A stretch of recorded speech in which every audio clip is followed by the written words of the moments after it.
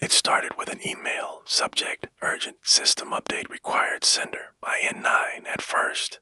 Mark thought it was spam. The email had no body, just an attachment labeled patch_I+N9. He worked in IT security, so he knew better than to open it, but something about the name intrigued him.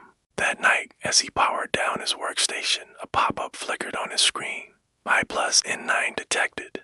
Date required. Proceed. Yes, nitrogen monoxide. His mouse froze. He tried to press nitrogen monoxide, but his fingers twitched and clicked YES instead. The screen flashed. Everything went black. When Mark woke up, he was no longer in his apartment.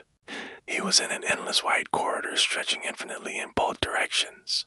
The air smelled sterile, like a hospital. Footsteps echoed behind him. He turned. Figure stood at the far end of the corridor. It was humanoid, but its head twitched erratically. Like a glitched-out video, its limbs were too long. Joints bending the wrong way. It was coming closer. Mark ran. The corridor shifted around him, twisting into impossible angles. Doors appeared, each labeled with names he didn't recognize. Subject 02 for 1 failed, Subject 1183 terminated, and then Subject 0917 active. The door clicked open. Inside, he saw himself hooked up to a machine, wires piercing his skull. Eyes wide open but unseeing, his lips moved, whispering something Mark couldn't hear. Then the voice came from behind him. Update complete. The screen blinked back to life in his apartment. The clock read 3:33 a.m. The email was gone, but the reflection in his monitor wasn't his own.